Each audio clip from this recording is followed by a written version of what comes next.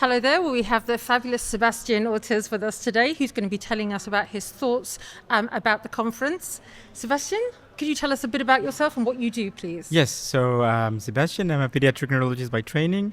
After that, I did some epilepsy training, and now I'm working as a full-time researcher in the Danish Epilepsy Center. And what are your thoughts about this conference? It's the first time I come to a patient's advocacy conference. Mm-hmm. So it's really interesting because when you go to the big conferences, usually you meet with colleagues and you discuss cases, but then cases do not have faces. They don't have families. And here you can say, okay, it's actually a name, a family behind, and then you can hear that maybe what is important for me is not that really important for the family. So it's very enlightening how to find what the patients need.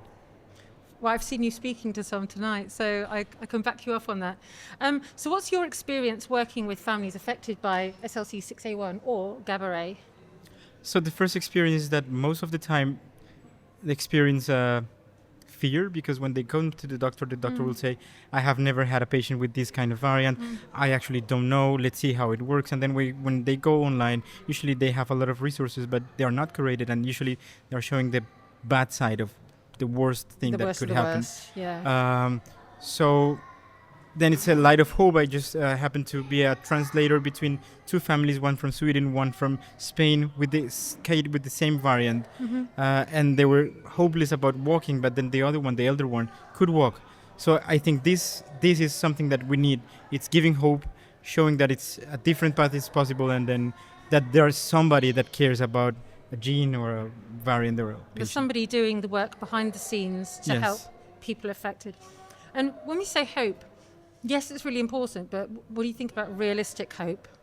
Don't you think that's important as well? Yes, I would say I wouldn't distinguish hope. It's just that if you want something to happen, then you need to hope for it to happen, and then it will happen. It's not that I'm saying that realistically your kid won't walk. It's saying, look, there is a possibility that we might achieve this, might not, but then you can put your efforts and maybe your prayers into that, and it might happen. Because if you start saying no, it becomes like a negative thing, and it's like a downside. Everything is over. Yeah. And so, well, what keeps you going as an individual, as a fellow human, when things aren't looking great for a patient and research isn't making you're not making the discoveries you wanted to make last year, you know? This morning they showed a video and I cried like I have never cried in a meeting.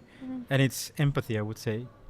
Because if I achieve something that might not be that relevant, it might be relevant for a family. And it's not a number, it's just 100% of their kids that are affected by this, and they might find hope or something that it's useful, maybe not for them, but for the others.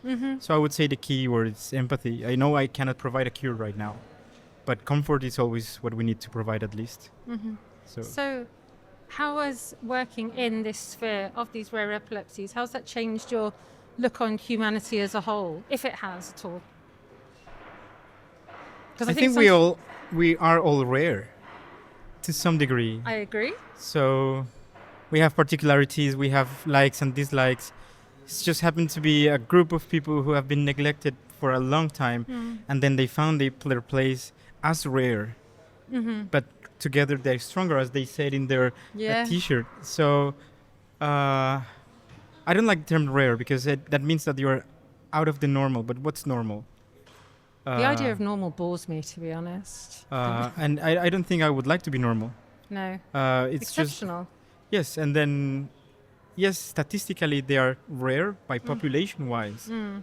But as a community, they are not that rare.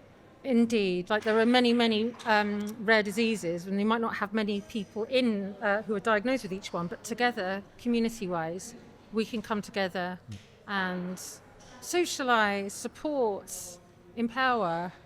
And I think, do you think it's a good thing that in synchrony with that, we have more and more clinicians like yourself who want to work with families instead of just dismissing them out of the appointment room?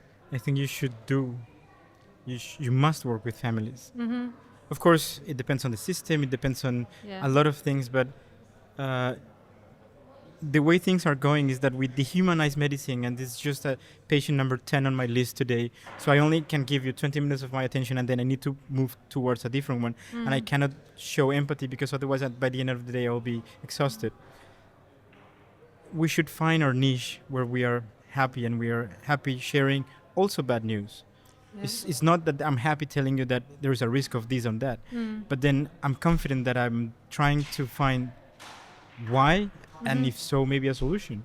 And you're being honest with them. You respect them I enough think to be that's honest. the most important part. Yes. If you don't know yet, then you don't know. You don't make up things, because they will find out.